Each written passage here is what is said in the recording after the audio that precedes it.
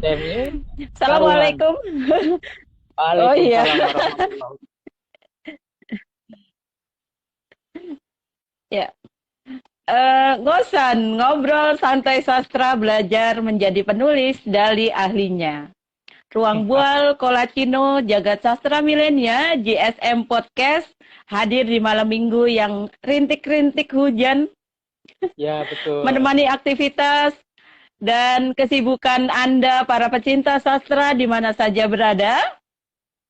Host Selamat malam. Anda, saya Risa Curia, beserta kru Nunung Nur Elnil dan Gambu Erbasedo akan memandu acara ini selama 1 jam ke depan. Jangan beranjak dari layar kaca Anda, karena kami akan menghadirkan pakar penulis pada malam hari ini yang sudah barang tentu telah malang melintang di jagat kesusastraan Indonesia. Beliau seorang cerpenis, novelis, dan penyair yang sudah kawakan. Ini dia, Mas Kurnia Effendi. Ya, Selamat Mas Kev. malam. Saya panggil Mas Kev aja ya. Selamat malam. Ini saya membagikannya Panggil Mas gimana? Kev aja ya. Dibagikan? Ya, oke. Ya. Ya, ya, bisa Sebentar. dibagikan langsung itu Mas Kev. Tadi ada tulisan bagikan gitu ya. Terus ada tulisan Iya. kirim. Oh enggak ya. Udah gitu aja ya. Iya, Bagikan. bagikan saja nanti sudah langsung ke kronologinya. Oh, gitu ya. Sebentar. Oh, bagikannya ke semua orang ya. Iya. Terus, bentar. Oke. Udah mungkin ya. Nggak tahu deh. Oke, oke sudah. Ya. Selamat malam, selamat bergabung bagi yang sudah bergabung. Untuk Mas Kev, mohon maaf, saya enaknya panggil Mas Kev saja boleh ya? Boleh, boleh. Kita kan Oke, Mas sama-sama Kev. muda kan. Iya, Sama-sama muda kan. sama-sama muda. Iya. Oke, sebelum kita lanjut bincang-bincang sastra dengan Mas Kev, ada baiknya supaya pemirsa yang ada di rumah dan di mana saja berada tahu bagaimana sosok Mas Kev ini. Akan saya bacakan dulu biodata Mas Kev ya pada malam hari ini. Kurnia Effendi dilahirkan di Tegal 20 Oktober 1960. Beliau menulis pertama kali di media massa tahun 1978 melalui majalah Gadis, Aktuil, dan koran Sinar Harapan. Pada era 80-an, gemar mengikuti sayembara menulis fiksi dan berhasil meraih sekitar 30 penghargaan, 8 diantaranya juara pertama. Wow, ya. Ya, beliau ini adalah lulusan jurusan Desain Interior Fakultas Seni Rupa dan Desain di ITB, pernah menjadi Presiden Grup Apresiasi Sastra ITB tahun 1987, tahun 1996, bergabung dengan komunitas sastra Indonesia sehingga sekarang diundang dalam sejumlah perhelatan sastra antara lain Mimbar Penyair Abad 21, kemudian Panggung Cerpen Indonesia Mutakhir pada tahun 2003, Benali Festival Sastra Internasional TUK pada tahun 2005, Mitra Praja Utama Lembang, Disput Par 2008, kemudian Ubud Writer on Reader Festival 2010-2011, Bali Emerging Writer Festival 2011. Banyak sekali ini Mas Kev ya. Temu Sastra Indonesia Malaysia 2015. Dan lain-lain. Banyak banget Mas Kev. Kalau mau saya bacain semua, termasuk ke festival apa nih, Borobudur Writer Culture Festival 2016 dan 2019, ya Musyawarah Nasional Sastra Indonesia, Badan Bahasa 2016, Raine de Literary Festival Banjarbaru dari mulai tahun 2017 ya. Ya. Terus kemudian ada lagi Panggok Green Literary Camp 2019, Pertemuan Penyair Nusantara 11 Kudus 2019, Festival Sastra Bengkulu yang baru-baru ini berarti ya 2019, Jogja Literary Festival 2019. Mas Kev ini ya memang akrab dipanggil Mas Kev ya, menerbitkan sudah 25 buku. Luar biasa. 25 buku tunggal ini ya. Kalau buku Ya, bersama sudah nggak kehitung kali ya. lebih Sudah dari nggak 60 kehitung itu kali. buku lebih saya rasa lebih dari 80 Mas Kev. Ya, ini 25 buku tunggalnya. Selain menulis juga menjadi pembicara dalam diskusi sastra, juri lomba sastra, instruktur pelatihan penulis kreatif, penyunting lepas sejumlah penerbit, redaktur budaya pada sebuah media online, pendampingan guru sastra dan kurator festival sastra. Pada tahun 2017 mengikuti program residensi penulis Komite Buku Nasional, beasiswa unggulan dari Kemendikbud. Memilih negeri Belanda untuk riset novel mengenai Raden Saleh. Novel tersebut berjudul Pangeran dari Timur, ditulis bersama Iksaka Banu, terbit di Februari 2020, bersama 4 teman penulis lain. Kev menerbitkan majalah sastra dan gaya hidup Majas Triwulan yang dimulai sejak November 2018. Ya Allah, subhanallah, banyak sekali ini ya sepak terjang Mas Kev di dunia kesusastraan Indonesia. Dan karya-karyanya tidak perlu saya bacakan semualah Mas Kev ya, sebab nanti terlalu panjang dan terlalu lebar. Waktunya habis. Oke, langsung saja Mas Kev pada pertanyaan pertama saya. Nah, Mas Kev ini kan menyelesaikan pendidikannya pada jurusan desain interior ya, Fakultas Seni Rupa dan Desain ITB. Berarti Mas Kev ini seorang ahli desain interior, tapi justru yang aku kenal selama ini, Mas Kev ini bukan desainernya, tapi justru berkecimpung di dunia tulis-menulis. Kira-kira bisa Mas Kev ceritakan sedikit pengalamannya sehingga Mas Kev tertarik pada dunia tulis-menulis seperti sekarang ini. Ya, silakan Mas Kev, langsung saja. Oke, teman-teman, selamat malam. Semoga kita dikaruniai kesehatan. Ya, bagaimanapun sehat adalah syarat mutlak dan penting lah ya akhir-akhir ini karena sedang ada wabah pandemi. Tapi insya Allah kita tetap tidak bosan di rumah karena kita mencoba kreatif dengan berbagai kegiatan. Kalau ngomong soal menulis itu sebenarnya ya saya sendiri sebenarnya bingung ya. Dari mana itu darah seni sastra itu hadir. Tadi siang juga saya ada diskusi kecil mengenai pengalaman saya, perkenalan saya dengan buku yang pertama di waktu kecil itu yang mungkin berpengaruh. Jadi begini, nenek saya itu seorang pendongeng ya, seorang pendongeng.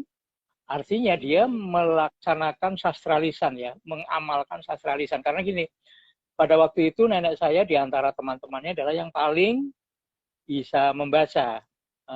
Karena ada kesempatan untuk sekolah SD kalau tidak salah, atau SR atau apalah ya, di masa Belanda itu.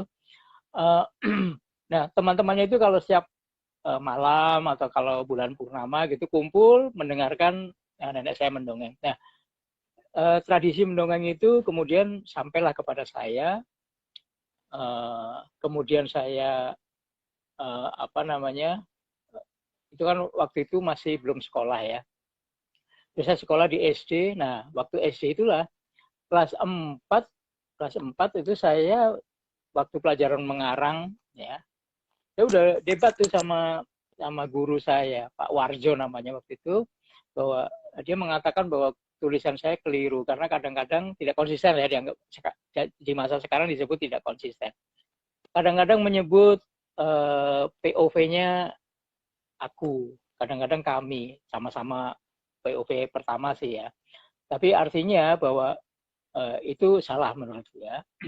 Saya bilang begini loh, kalau misalnya saya lagi ngomong, Bu, aku bangun tidur ya aku, tapi ketika aku dan ayah dan ibu dan adik saya pergi ke suatu tempat ya saya bilang kami, nah gitu lah.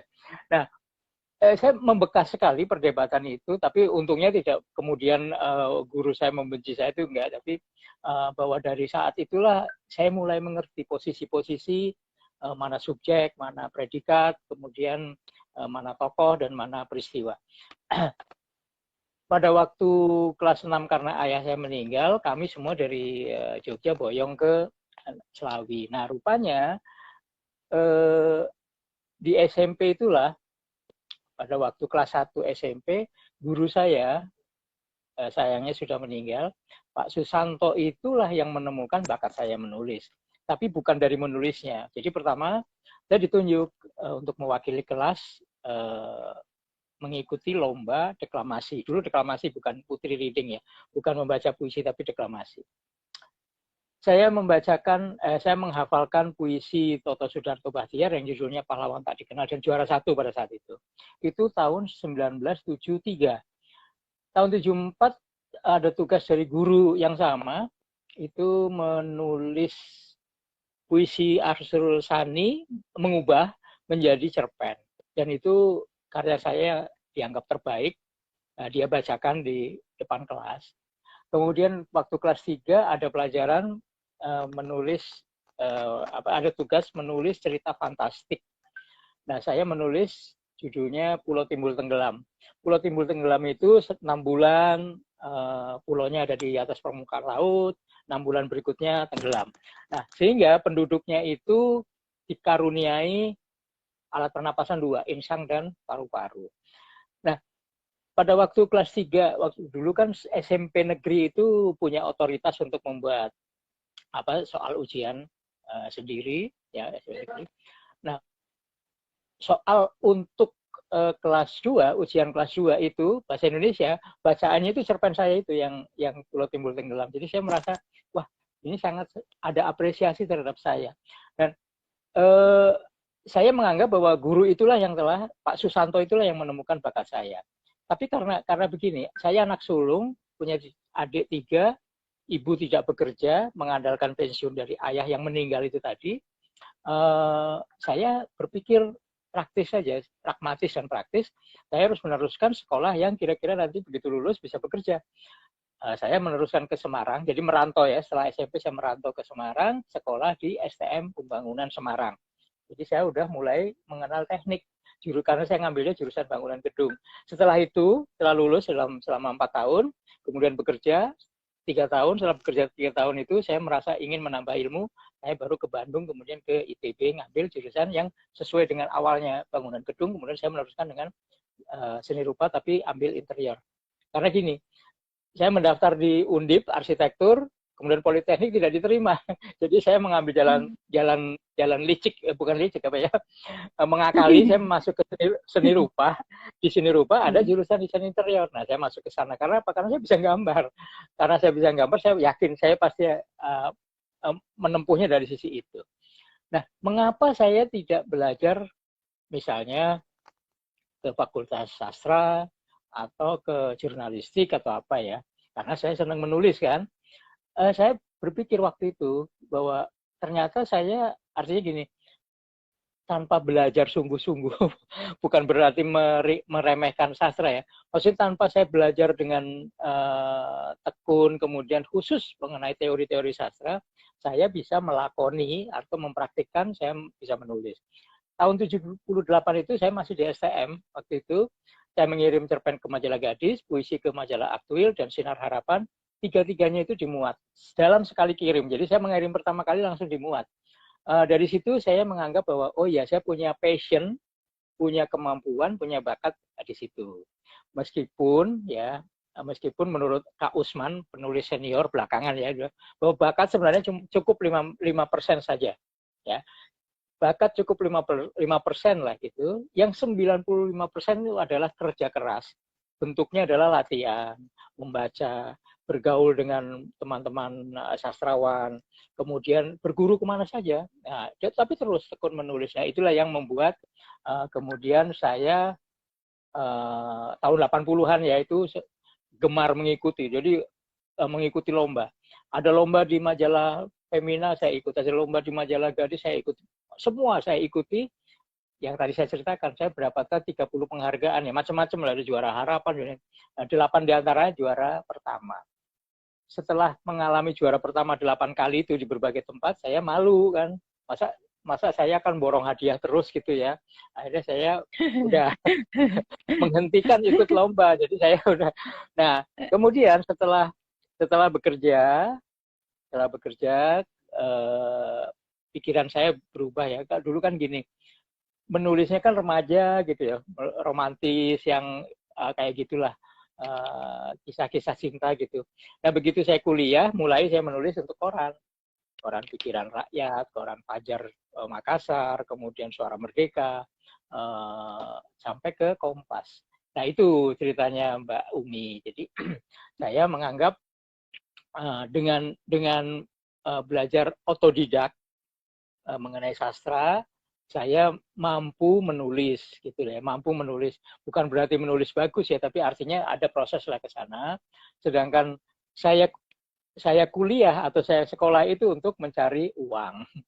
Tapi sebenarnya kalau mau buka rahasia, saya itu sekolah ya, terus itu kan akhirnya pakai biaya sendiri.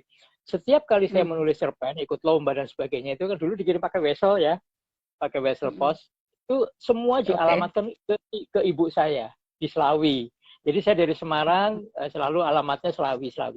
Semua wesel masuk ke Selawi, terus saya pikir ya udahlah, saya kan harus membantu ibu nanti mentransfer ke, maksudnya gini, mengalirkan ke adik-adik saya yang masih SD, SMP gitu ya.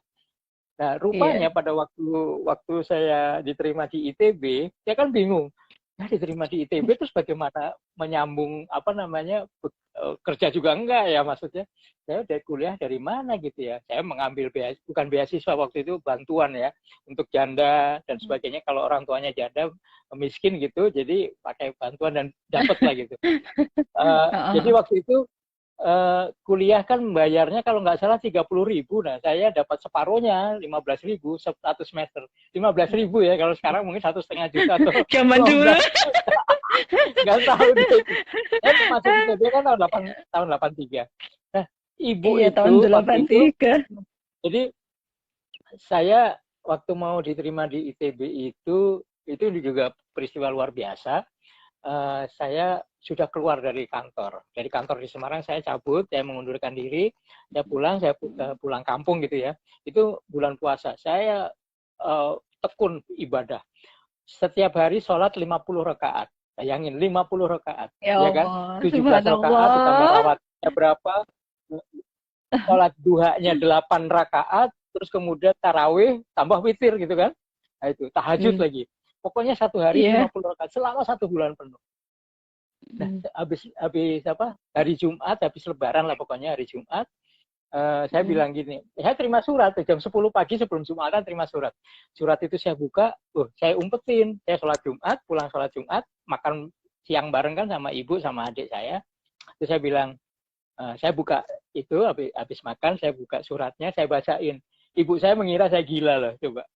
Kamu bahasa Jawa ya, konedan ya, kamu gila ya gitu. Enggak, serius. Tak tunjukin suratnya, ya ibu dia nangis kan, saya diterima di ITB. Terus, tapi yang kemudian yang nangis giliran saya gitu. Terus saya biayanya pakai apa ke sana, kan mesti indekos dan sebagainya. Kata ibu, ini jangan khawatir. Jadi dia membuka laci, aku jadi nangis. Membuka laci, rupanya wesel-wesel saya itu dibelikan apa? Perhiasan loh. Kalung, gelang, kayak gitu-gitu. Terus udah ini dijual atau digadaikan terserah, pokoknya nanti dapat uang untuk cari kos. Nah, ada teman ayah di Bandung, di Margahayu waktu itu, masih Auri ya, teman Auri yang masih berkenalan baik dengan ibu saya. Nah, saya dititipkan di sana sebelum dapat kos. Itu ceritanya. Jadi di ITB saya sudah mulai menulis yang serius lah. Maksud serius itu udah berarah ke sastra. Gitu. Saya menceritakan ini tujuannya adalah untuk bahwa jangan khawatir orang-orang yang tidak berlatar belakang sastra. Jangan khawatir orang-orang yang tidak pernah kuliah di publisistik atau jurnalistik. Anda bisa menulis. Karena apa? Pilot bisa menulis, pramugari, penyanyi bisa menulis, dokter ya, Taufik Ismail, dokter hewan, bisa menulis. Agnes Maestika, teman saya, dokter hewan, bisa menulis. Siapa lagi? Ana Mustamin misalnya, dia seorang sarjana ekonomi, akuntan yang kemudian bekerja di asuransi ya, artinya lembaga keuangan, bisa menulis dengan baik. Banyak sekali orang-orang teknik. MG Alif itu dia dari teknik sipil UI, kemudian dia pendaki gunung dan mengajar di advertising, bisa menulis. Iksa Kabanu, ya kan, Iksa Kabanu juga bisa menulis. Jadi jangan khawatir, teman-teman yang tidak pernah mengecap itu nggak usah khawatir. Boleh dilanjutkan lagi, Mas Kev? Ya, kedengaran. Kenapa? Bagus. Ya. Bagus. Silakan dilanjutkan lagi, Mas Kev. Tadi diulang dulu. Diulang sampai mana ya tadi? Gini, jadi teman-teman yang tidak pernah sampai jangan khawatir gitu ya, jangan khawatir di dunia jangan khawatir bagi teman-teman yang tidak kuliah di sastra atau tidak kuliah di jurnalistik atau publisistik, tetap bisa menulis, karena teman-teman penulis yang sekarang berkibar itu juga tidak semuanya jadi lulusan sastra, tidak semua juga jadi lulusan jurnalistik atau apa. Mereka rata-rata otodidak karena kegemaran, karena passion, karena belajar sendiri. Ada sastrawan dari Lampung namanya Ahmad Yulden Erwin, itu 30 tahun belajar sendiri tentang sastra. Sampai dia bisa menulis puisi, ngerti teori, bisa ngajari orang menulis dan sebagainya. Sementara dia bekerja di mana? Di lembaga keuangan, dia sebagai pegawai negeri bagian administrasi keuangan lah gitu. Saya kira itu, Umi. Terima kasih Mas Kev. Kita lanjut ya. Allah subhanallah, pengalamannya ternyata luar biasa. Jadi sebelum masuk ITB itu sebenarnya ketika SMA sudah mulai menulis ya. Sudah mulai menulis. STM sebenarnya. STM. Iya, STM ya, STM. Ya, jadi sejak STM sudah mulai menulis. Jadi bukan ketika sudah kuliah bahkan ya. Terus berlanjut hingga sekarang.